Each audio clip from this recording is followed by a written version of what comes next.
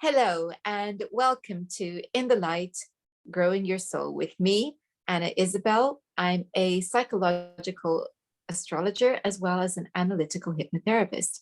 And I am joined today by Dawn Brunke. Hello, Dawn.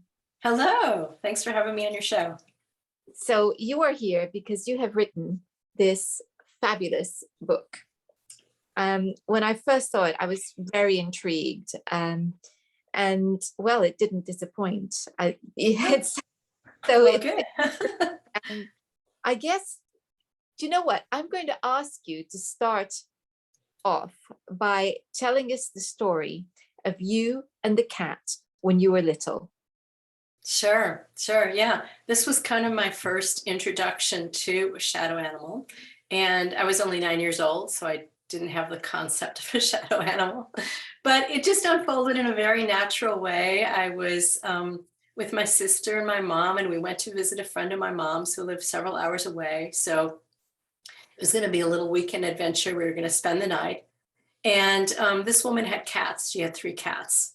I've always been a dog person, just love dogs. I don't dislike cats, but they were just in the background for me, kind of. So anyway, this woman had cats, and we spent the night. And early in the morning, I got up. Nobody was up yet. I went downstairs to get a glass of milk, and sitting in front of the refrigerator was the eldest cat.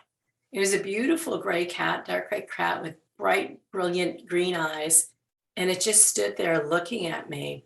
And I had the feeling it was kind of looking into me, like it saw something about me. And I think there was a moment I was intrigued, and then the next I felt this fear rising up within me. And I turned and I ran. The cat ran after me up the stairs. I jumped on my mom's bed screaming, and the cat never touched me. And it became kind of a silly incident, Dawn's afraid of cats. And I didn't dislike cats after that. I wasn't even afraid of that cat. It just was this unusual incident. And what happened about a week later, or very shortly after that, was I developed an allergy towards cats. And I would get the stuffy nose, the red eyes, my body would itch. And so it just became, over the years, it became worse and worse. And I just learned to stay away from cats, and that's what happened. It was easy for me because I didn't have a thing about cats. But then in college, I started to dream about this cat. And it wasn't exactly the same cat, but it was a cat that would, the first time I remember, it was sitting on top of a refrigerator, and it was looking down at me, and I was looking at the cat, and it was just observing me, but observing me in a very deliberate way, a meaningful way, And that was all the dream was. And I had a series of these dreams over a number of years while I was in college. And it brought me to remember that earlier incident with the cat. And I started asking questions, kind of in the dream. What do I need to know? And why did my body respond in that way? And at this point in time, again, I don't know if I had the concept of shadow animals per se, but I understood that this was an animal teacher that was showing me something about myself that I didn't, at the time when I was 9 years old, have the ability or the desire to see. So, and that's kind of what a shadow animal is, It's an animal that helps us to see what we've hidden from ourselves. Yeah. I asked you to start with the story because there's so much in that story. Mm. So, firstly, it's funny, isn't it? Because for cats, the stare is a kind of an act of aggression. So cats don't really like it if we lock eyes, their eyes. They feel uncomfortable. And so they prefer people who don't make eye contact with them. So it's one of those things where, but you get some cats that absolutely do that. And many people find that incredibly uneasy.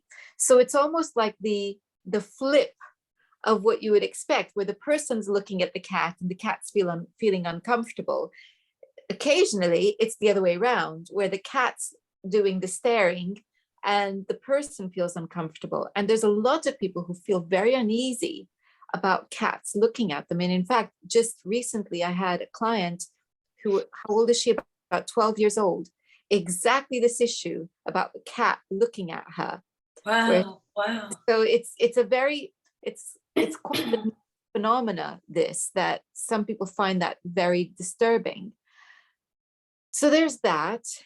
And then there's the idea of projecting fear onto an animal. Mhm. So it's almost a bit like the anthropomorphizing in a Mhm. so people who live with animals are often accused of anthropomorphizing when they're Mhm. recognizing that the animals have feelings, etc. And they're just actually really in tune with their animals and know Right. Right. animals are Right. well, not happy, or afraid or whatever. And yet there's always that possibility that we are projecting part of ourselves onto animals. And the wonderful Tammy Billups, who is an animal communicator, who's been on In the Light, a guest on In the Light at least twice that I can think of, maybe 3 times, has talked about how animals are here to teach us about ourselves. And here you are coming at it from a different angle, which makes me think about the power animals of shamanic journeying, and but also, of course, psychology. So Mhm. I think probably it would be good to talk a little bit about this concept of the shadow. Mhm. Yeah. Yeah. Well, you brought a lot there, a lot to unpack there, even in your statement. Sorry. It's, yeah. And I also have a background in animal communication. That's kind of what I balance it between writing and doing animal work. And I think you're right. There are times when humans are are projecting a lot of unknown material onto their animals. The animals are reflecting that back. And oftentimes I always tell people, a lot of my work with animals and animal talks, it's not really helping the animals, it's helping the humans, right? Helping us to kind of understand what's ours and what isn't ours. And that's actually a great segue into the shadow. It's basically the way I use it, it's a psychological term for the parts of ourselves that we prefer not to identify with. So it's, shame, guilt, greed, arrogance, whatever particular ego inflating qualities we don't really want to see hide away, kind of into the basement of our being, into the psyche. So the shadow is that which holds, all those parts of ourselves that we judge or disown. It could be our secret fears, our repressed emotions, our hidden prejudices, dark thoughts, dark beliefs, all aspects of selves we've sent away. And we really do create our shadow very early in life as little children. We learn to highlight kind of what our parents and teachers want to see about us, right? The bright, smart, obedient selves. So all of that stuff that's not valued by others, or by ourselves, excuse me, gets pushed away. It's that moody self, that lazy self, that. And in my book, I talk about the poet Robert Bly, who wrote a beautiful little book called the little book of the human shadow, and he calls the shadow the long bag we drag behind us. So it's this bag of all this stuff we stuff in there, and as we go through life, our friends, high school lovers, spouses, etc., we just keep putting stuff, so that bag gets longer and longer and heavier, and it's all part of who we are, but it's a repressed part of who we are. And anger is a big one Yeah, for anger, the fear, shadow, yeah, that yeah. we, because we're so often punished as children for, particularly, around 2 years of age, the terrible twos, the tantrums. A lot of children get very punished and labeled as being bad because they're expressing anger, and they don't have yet the ability to express emotion in Right. in an easier way for the parents to deal with. So anger is quite a big one. And I find working with clients so often that even things that they ought to feel angry about initially, they're not actually expressing any. That's okay. That's okay. it's everything's fine, and yet there's so much anger. And when we get into that work and the anger begins to come up, then there's guilt for being angry. And that's why it is that anger becomes part of the shadow, is the guilt for feeling angry. Yeah, well, yes, and I think your point is really well taken, is there's layers of shadow. We keep, in other words, at 2 years old, we might have this emotion. We don't know how to express it or deal with it. So we become angry. And then if that's, as you say, punished or looked down upon, it gets pushed down. Well, it's not just the anger that gets pushed down, it's the original trauma or the original thing, and then there might be guilt on top of that, sadness. So a lot of times shadow work is really kind of just sifting through, and peeling back. And that's why I think it's work that requires a good deal of honesty, self-honesty, and willingness to kind of, be okay with feeling uncomfortable with some of these emotions that come up and pulling them aside, We talk, Uncovering them.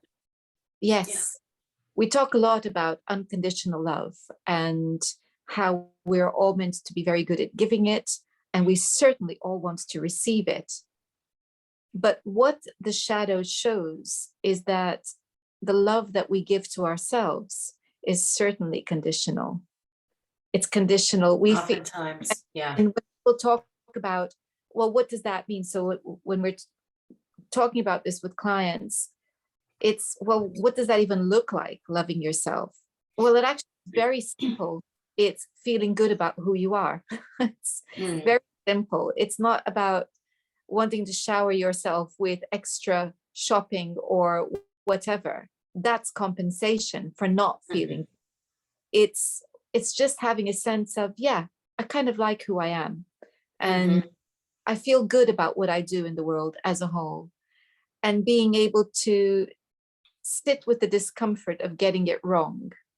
And instead of beating ourselves up when we make mistakes, when we get things wrong, to say, okay, bit of work to do there. Let's attend to that now, or see it as a wound that's kind of erupted, and think, okay, yeah, I think maybe we need to dress this a little bit here and see what's behind it. That really is self-care, and that's self-love, and that's unconditional love. So we need to understand that. So then, that being the case, what are we doing with animals? How is it that animals come to help us with this or represent this shadow side? Yeah. Well, let's just backtrack a little bit about the shadow and that long bag. All of those things that we stuff in there they're parts of ourselves, and they're parts, I think, that really want to be known. The longer they're kind of repressed, or the harder they're repressed, the more they stay in there. And it's like that 2-year-old that needs to cry, that needs to vent. And some aspects of the shadow comes out. And one of the ways that it comes out, is we've talked about, is projection. So, it's easier. It's interesting. If you want to get a sense of your shadow, all you have to look at what bothers you out in the world. What's your trigger? What really irritates you? And it's going to vary from individual to individual, and my husband has a thing with incompetent drivers, right? It's always their fault, it's the government's fault, or whatever it is. It's our pet peeves. And so anyway, the way this comes out is projection. We kind of project what we disown and don't like onto other people, and situations, and we also do that to animals. So it's important to understand that really we create our own shadow animals, just as what we project, what we don't like onto a person, we project onto animals. And we do this individually, like some people fear birds, some people dislike alligators or bats, and we also do it collectively. So in the West, we kind of have a general agreement that spiders are creepy, or bats are, whatever it is, whatever projection we have about that, snakes are evil, rats are dirty, things like that. It's important to realize that projection is always so much more about ourselves than it is what we're projecting on, huh? So shadow animals are the ones, I think they're the animals we fear and dislike and are comfortable around. And because of that, by looking at them, we can better understand what we fear, dislike, are uncomfortable with in ourselves. So, we humans have been dealing with animals as teachers and guides and protectors for since kind of the beginning, when a lot of early gods were represented by animals.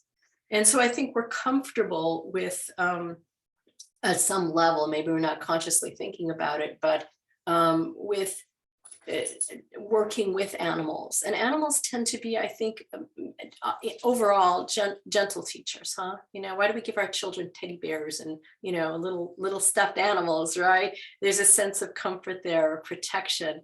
And so shadow animals are exactly like that. They're a type of teacher. They're just the ones that are going to help us face our unique fears, our shame, our guilt, whatever it is that we don't want to see within ourselves. Yeah. You were talking about some difficult animals, as in difficult as from our point of view. And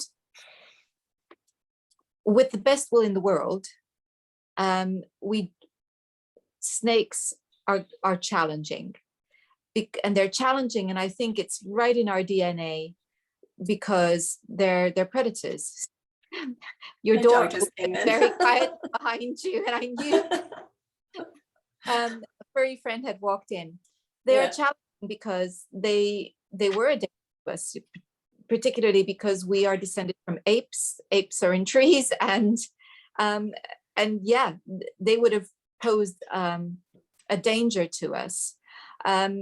So that relationship, you can see how that relationship begins. It begins where there is a genuine DNA kind of encoded fear, in the same way that rabbits might look at foxes and know they have to run.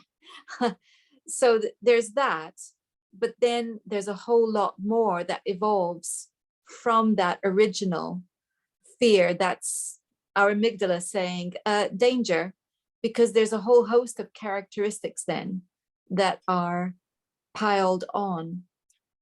Does that make sense?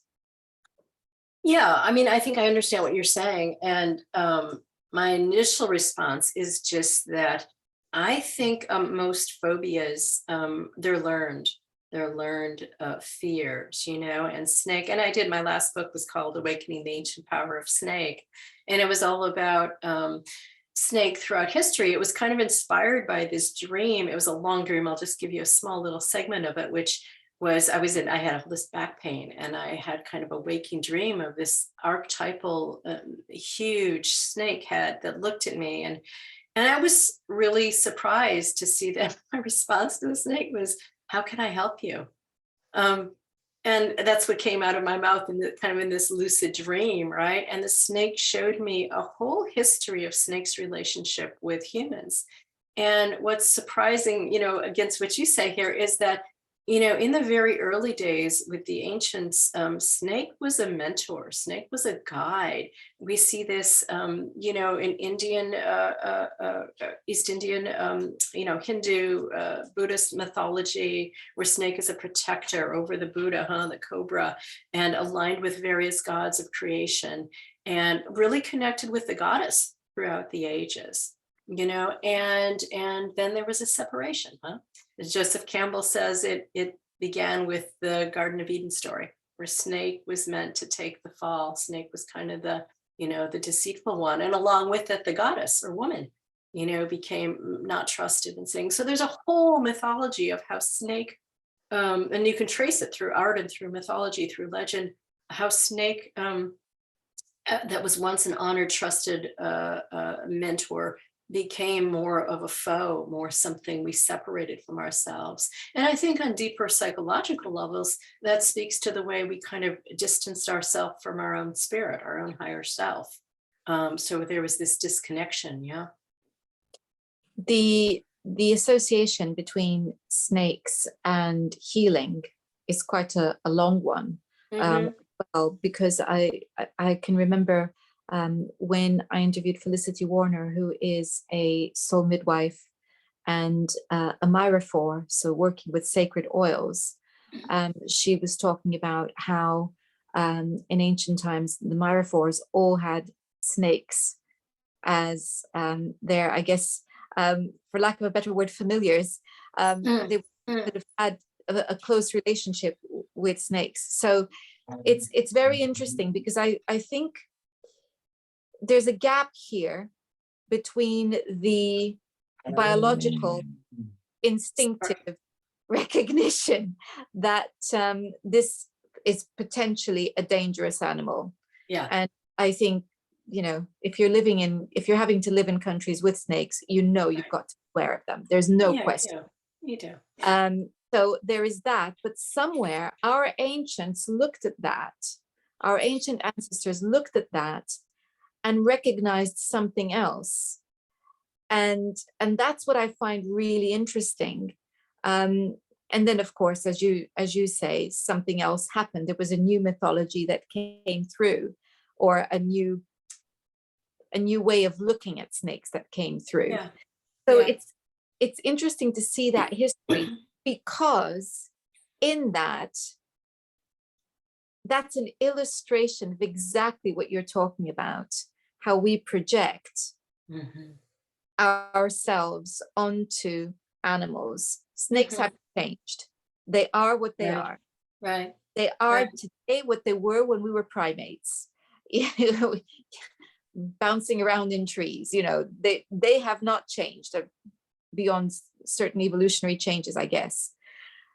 But what does change is our relationship with them, and that's the key here, because that's the story, an illustration of our relationship with animals being very dependent on what we see in them at any given time.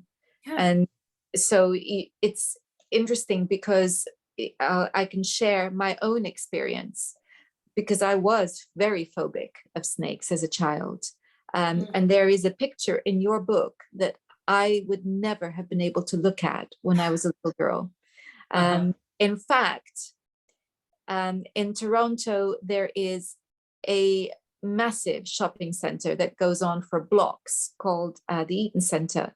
And there was one pet shop in there that I used to happily spend time at the Eaton Center until I discovered that there were snakes in there. And I never went to the Eaton Center again. That was it. That was the level of the phobia. And then I thought, I came to this country and there was some sort of ad campaign on billboards featuring a snake. And beyond thinking how irresponsible it was, because it's probably one of the most common phobias is snakes, to have a billboard with a snake on it. I thought, right, okay, well, I've got to do something about this. What is it? And I really, I cured myself of my phobia. I can't say that I would be best friends with a snake, but at least I'm not terrified as I was. And the way I did that was by thinking. This is at very early days. I was only about 21, starting to think, what is it I'm afraid of? What does it represent to me? There you go. Yeah. What does that snake represent? What is it about snakes particularly? And I realized that it was the thought of them, choking me, or the constriction, suffocating me. The fangs, that open mouth anger. Oh, that was also a huge one for me. Still haven't got to the bottom of that one yet, but I've got to the bottom of the other, which was the bigger one. So I think for all of us, we can all ask that question. What is it specifically here that I'm afraid of? Let's just calm down for 10 seconds and think, what is it I'm afraid of? Because when we ask that question, there's a lot of answers that follow. I so agree. I mean, and that's, in the book, that's kind of emphasized again and again and again. What is it? Where do you feel it in your body? Where do you feel that fear? And what does that fear feel like? Is it a restrictive fear? Is it a agitational fear, what part of the body is it feeling like? And it's just as you describe, you go layer by layer, you look at it. Why do I feel that? Where do I feel that? What does this bring up? And a lot of times it is old memories. I talked to somebody recently, did an interview, and they were talking about past life memories that came up, and which was really fascinating. I hadn't thought of that. But yeah, it's that's always the question, huh? And really, in my book, it's sort of like it's asking yourself the difficult questions, asking the questions that are going to make you feel uncomfortable, because by facing that, by moving through that, that's where you find your treasure. That's where you find your gold, Yeah. Absolutely. It's also the only way that you're going to have proper healing is to integrate those Yeah. bits of you that you find difficult to love. That Yeah, you're I agree. I agree. And it's not just healing, it's more than that, because I think those pieces of selves that you don't love, they also have gifts, they have treasures, they have strengths, huh?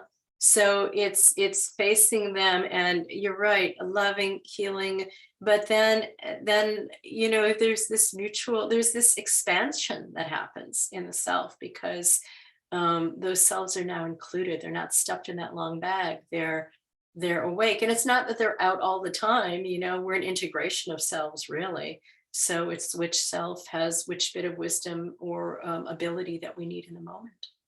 Yeah. we're talking about things we're ashamed of, but of course there's also things that we're afraid of and that we don't realize we're afraid of. My snake phobia was not about stuff that I'm ashamed of. It was about situations that scare me. And to this day, I only get snakes appearing in nightmares when I'm in situations that scare me, but I'm not acknowledging that I'm afraid. And if I'm not acknowledging that I'm afraid, there they are, because they are the symbol for me of something that I'm afraid of. And that immediately, when I get those nightmares now, it prompts me to ask, okay, what is it that's scaring me at this moment? What is it that's worrying me? And what is it I'm afraid of? And then and then that helps me. In the moment of the nightmare, it's not very, very pleasant. Never very pleasant. They retained that symbol to me. But now I guess I can see them when they appear in my dreams as my helpers, because they're telling me, hey, there's something here that you're not comfortable with. Yeah. What is it?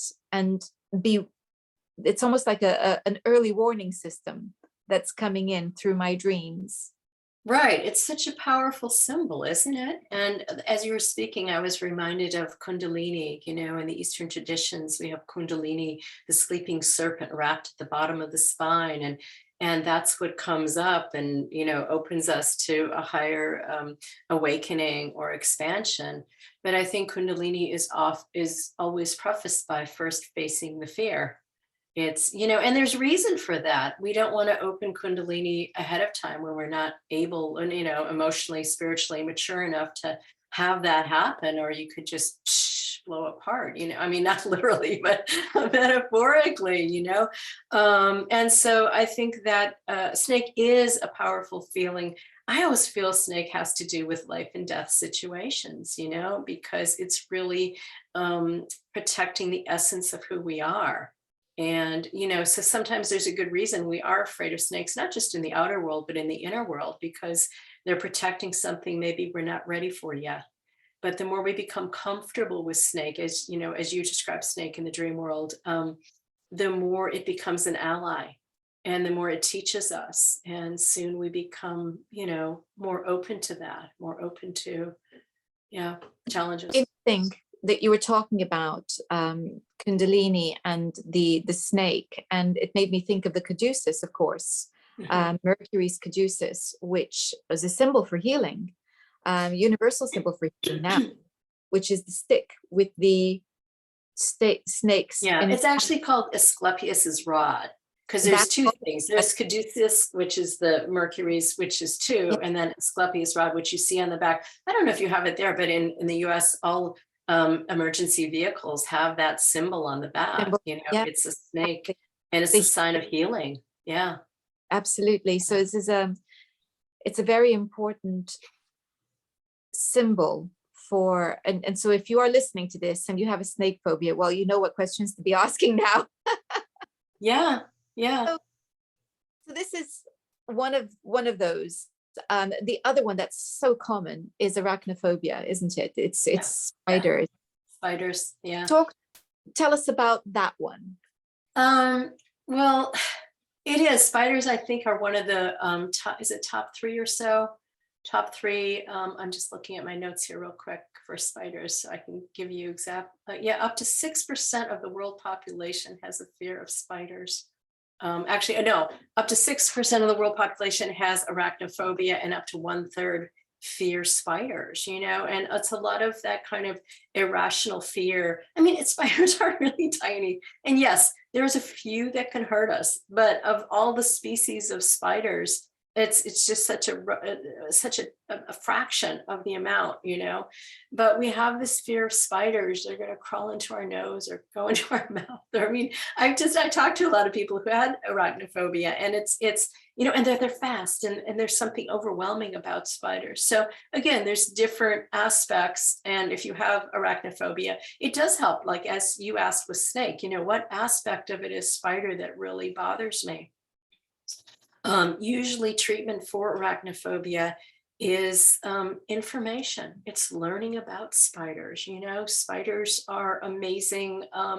They've been with us like 400 million years, right? And there's so many different types of spiders. So when you start reading about spiders, how some, just the architect value of the webs, right? And they're engineers, they're divers. There's some that make little bubbles and go into the water.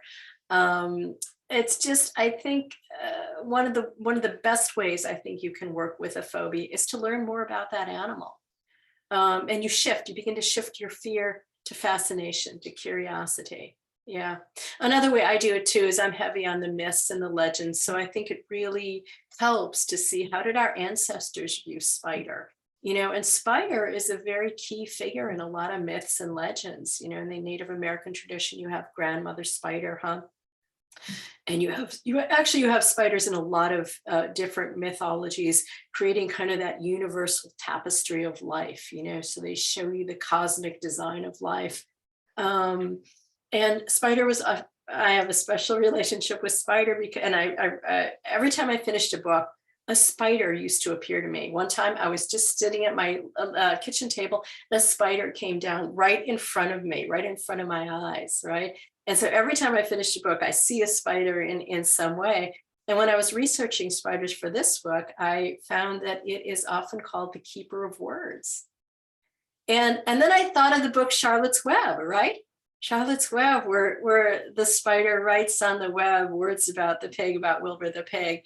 So there's something about spider creating that primordial alphabet on the web, on the universal web, and teaching humans how to record their thoughts and share their thoughts. So there's so much about spider that we could look at and learn, and come into appreciation of spider rather than fear spider. And again, you don't have to be best friends with snake, you don't have to be best friends with spider, but we can begin to let go of our beliefs and our projections on spider, and start to see spider for what she is in herself. And I think that's when we start to open up, and then we look inside. Then we can go deeper, huh? Well, what is it within me that speaks to spider? What resonates me? And what good questions can I ask? Coming back to when you were talking about things not pushing ourselves too quickly, things that we're not ready to face yet, to take it, a little bit more slowly. Of course, it made me think about the concept of flooding because when we're working with these more challenging aspects of the psyche, as you quite rightly said, we have to be able to do it at our own pace. Mm-hmm. And as we're ready. So when a client comes to me, it's about allowing them the time to reveal.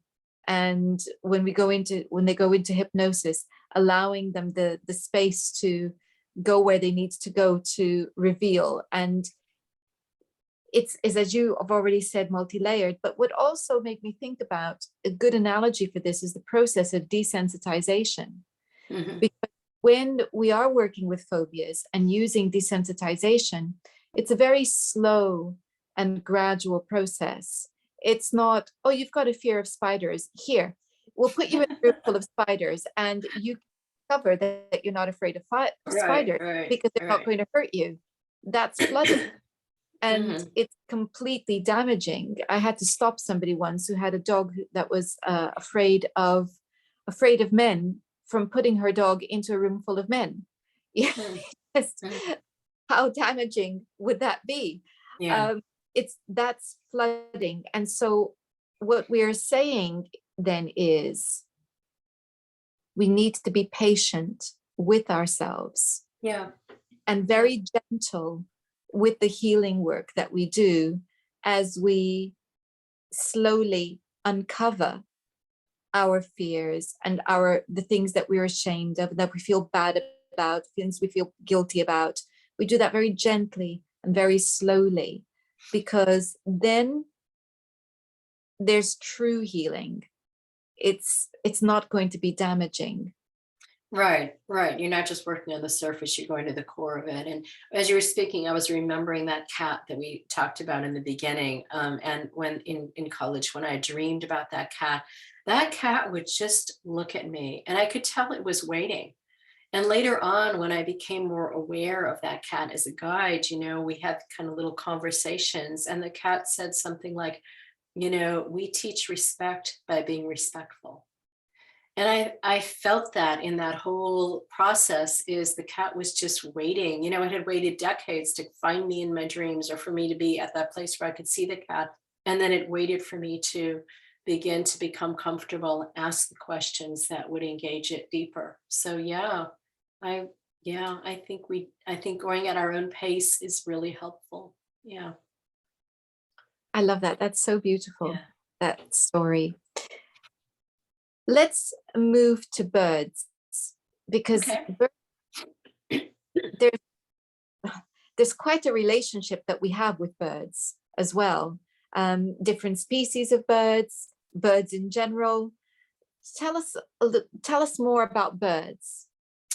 Well, just on general levels, I think birds, they're often thought of as messengers, huh? Messengers from the heavens, and we have like the dove in Christianity and different religions, and we have other birds. Well, again, there's so many different species. So, what species are we focusing on, huh? I'm just so many birds are going through my head, like penguins, right? Penguins have this, black and white way of being, and they're also very respectful. They have this whole ritual of how they interact with other penguins, right?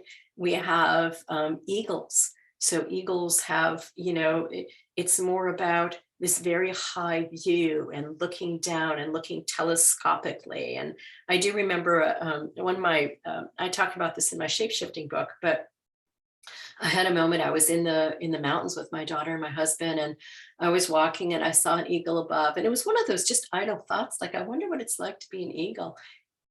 And I was seeing through the eagle's eyes. And I knew it wasn't a projection, because everything I saw was qualitatively different.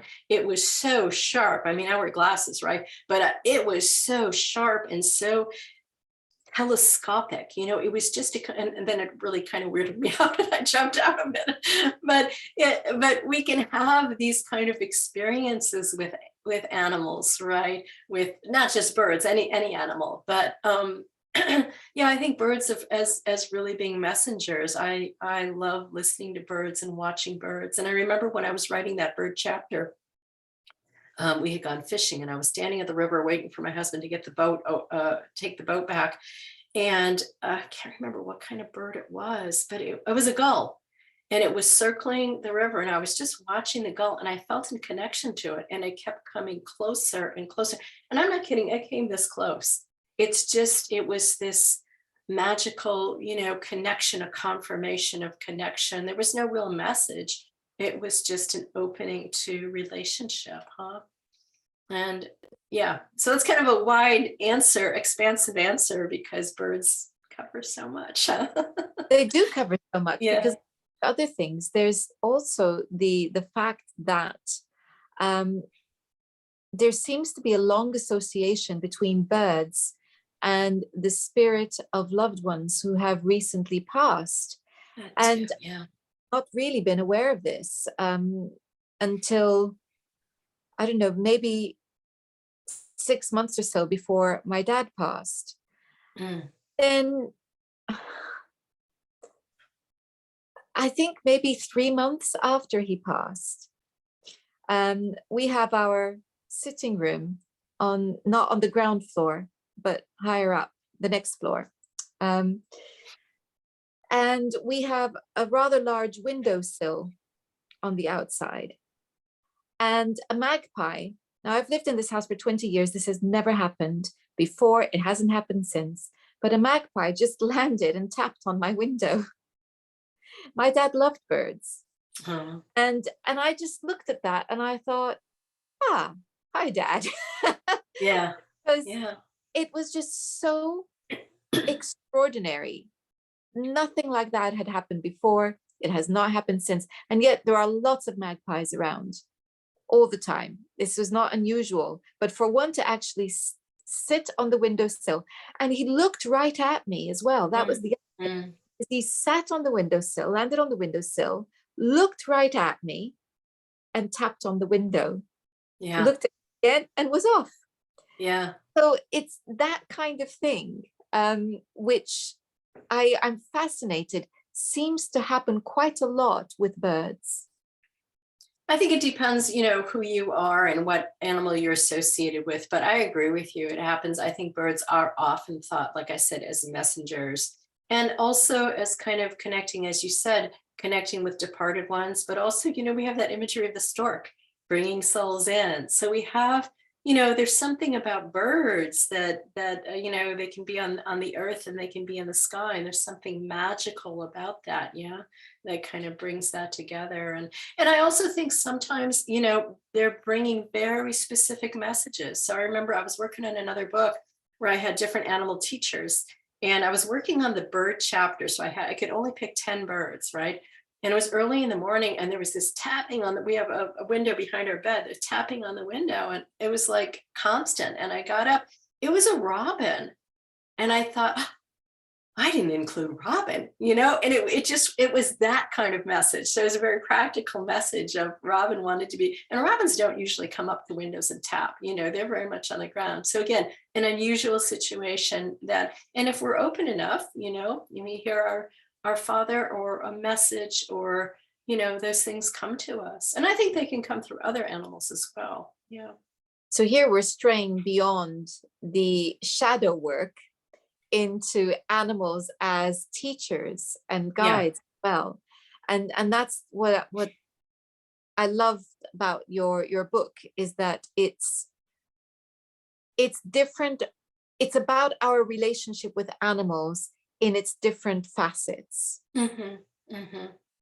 which is, I think, so valuable, because whether we're looking at it in terms of the relationship that we have with the animals that we're blessed enough to share our lives with very intimately, or whether we're talking about our relationship with wild animals, there's something here that's very important, irrespective of whether we're projecting or whether we're receiving something that's unexpected.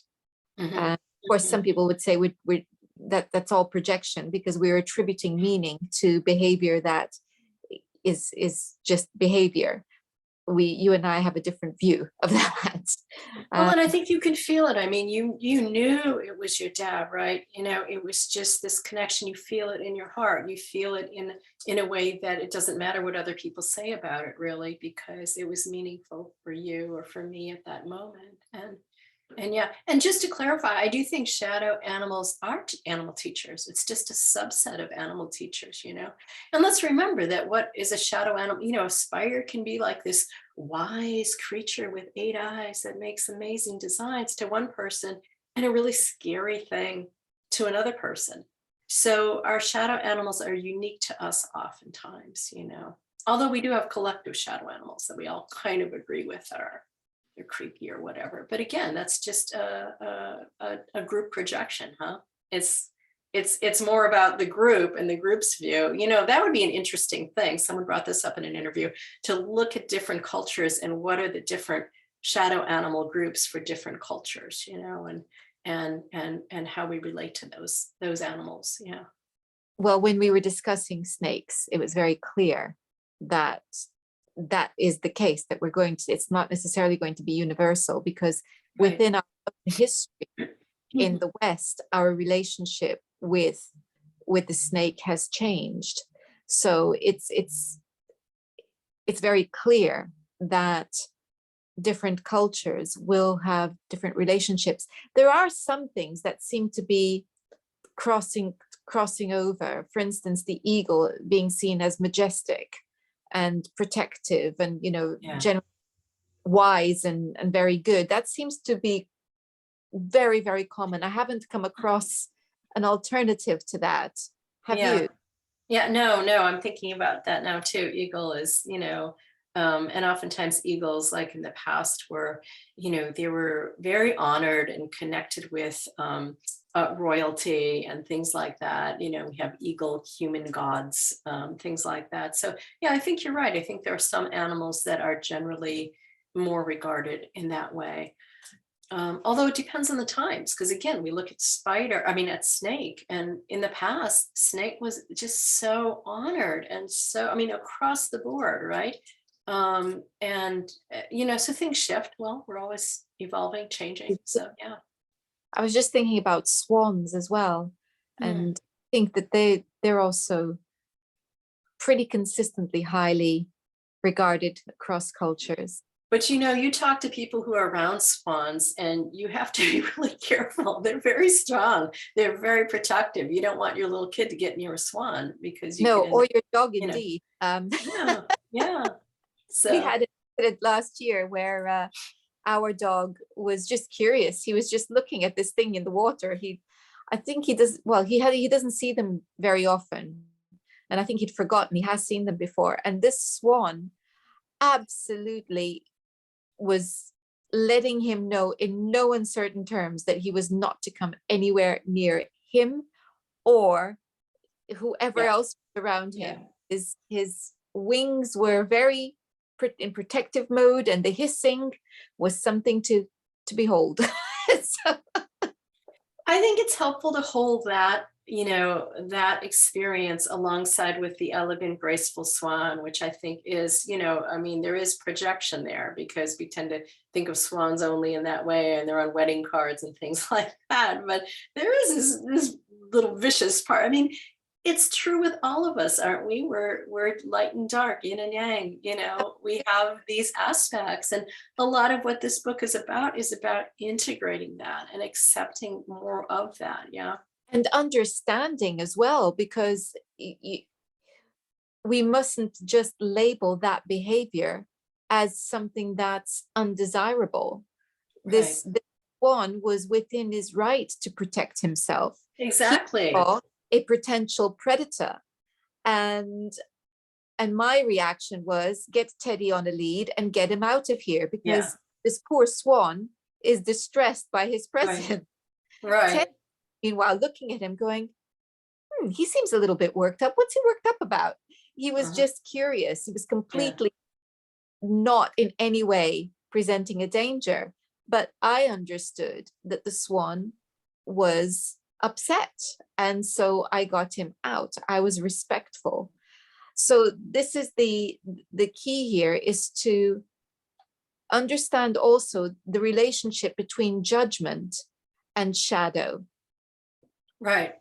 Because had I taken a different interpretation where I judged the swan to be aggressive and mean and horrible, I might have not, well, I wouldn't have been considerate of his feelings at that point in time. And it was a male. So I can say his. Um, Yeah. he was being very protective. I I think perhaps there was a female with signets around. Yes, there was. So he was being very protective of his family. Now, I could have misunderstood that and labeled him as just being aggressive. He was Right. not.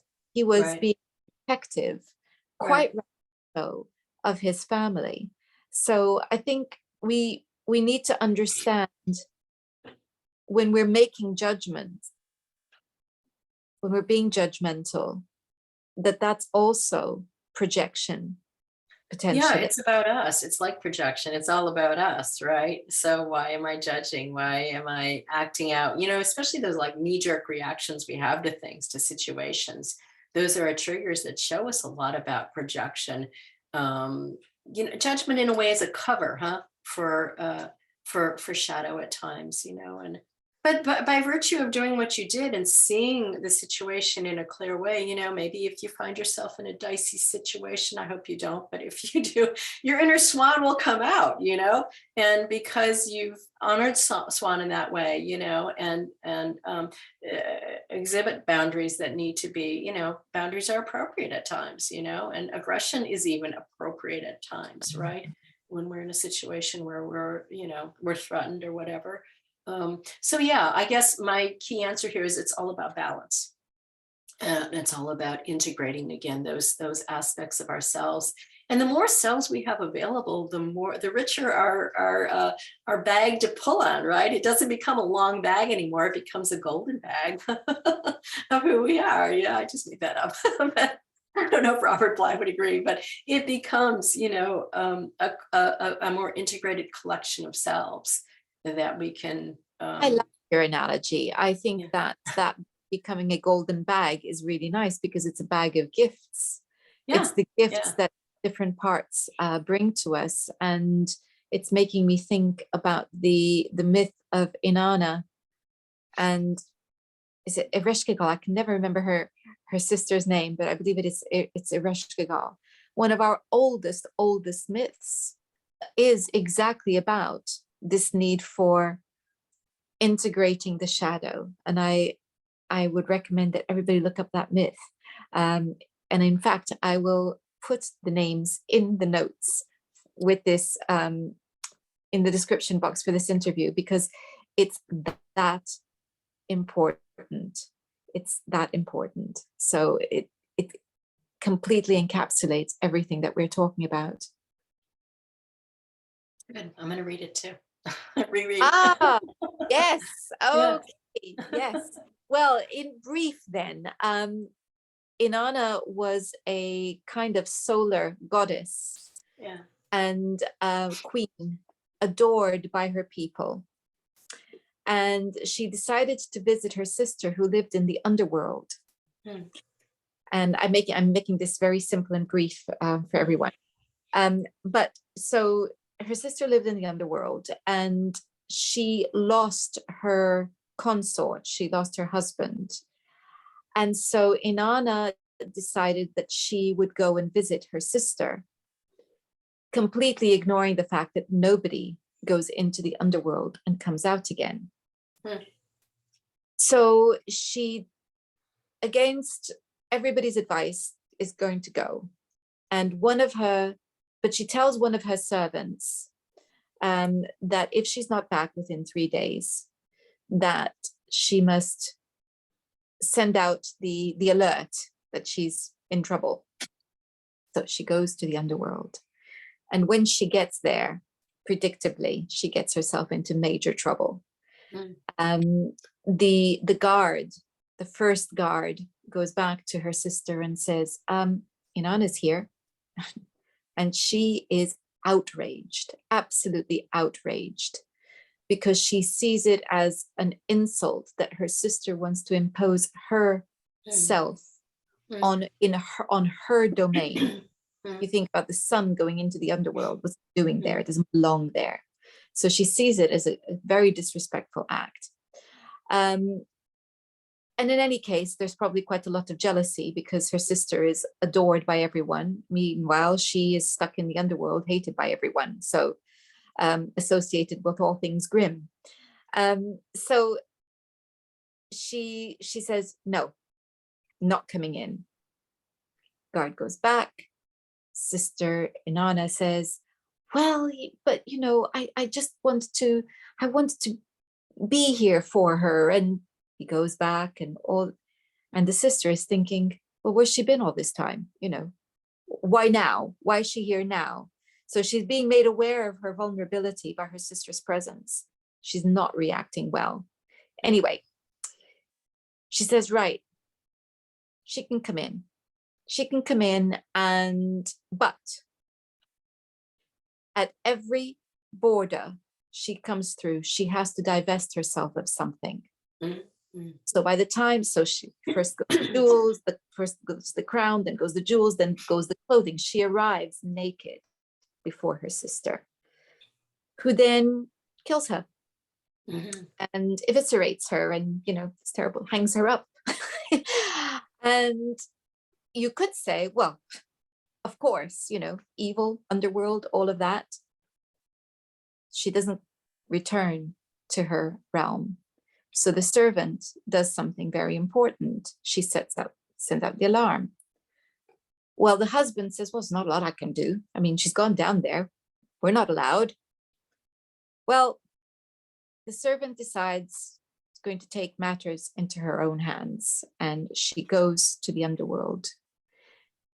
And I think there's a bit of shape-shifting going on. I'm not clear on the details just at the moment. And she goes down and she goes before Erishkigal. And instead of pleading for her mistress or, saying, what have you done or anything like that, she feels for her.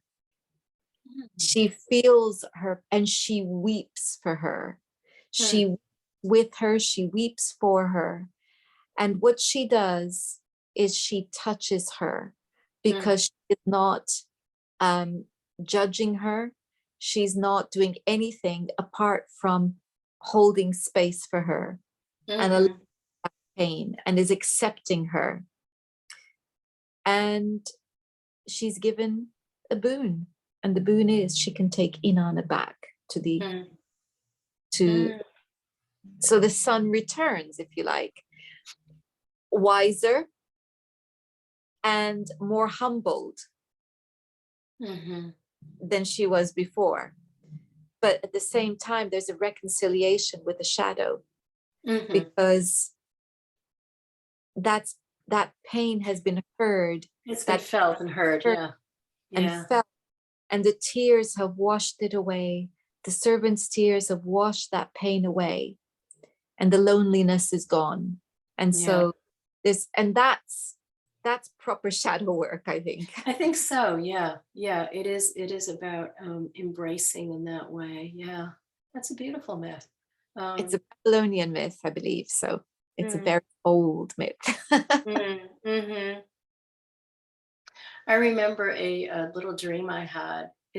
I'm not comparing it to the myth, but I'm just saying it reminded me of when I was working on one of the chapters of going into it was a stable for damaged animals. And there was a horse there. It was a white horse, a pony kind of, and it was either disfigured or it was starving. It was damaged in some way. And, there was a part of me that didn't want to see it. But as I walked by it, I felt pulled to that pony, and I came to it, and I could tell that the pony was thinking, why is she even coming here towards me? There was this excitement, and I embraced the pony in the dream, and the pony put its face against mine, and there was just this love that was flowing, And I think that's an example of how sometimes we do, when we're doing shadow work on the surface, we recover a piece of shadow of ourselves, and heal it. Sometimes healing is a very simple but powerful thing that happens in our psyche. Yeah.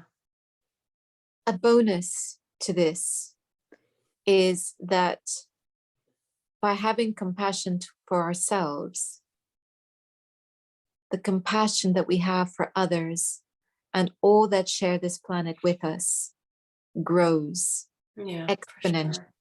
Yeah. And I think that is an inspiring thought on which to end our conversation. Yeah, that's a good note to have. Yeah, yeah, yeah. So thank you so much, Dawn, for your wonderful book. And just to remind everyone, it's called Shadow Animals, How Animals We Fear Can Help Us Heal, Transform, and Awaken. And I'll be putting a link to that in the description box, along with information about how people can find out more about your work. So how do they do that, Dawn?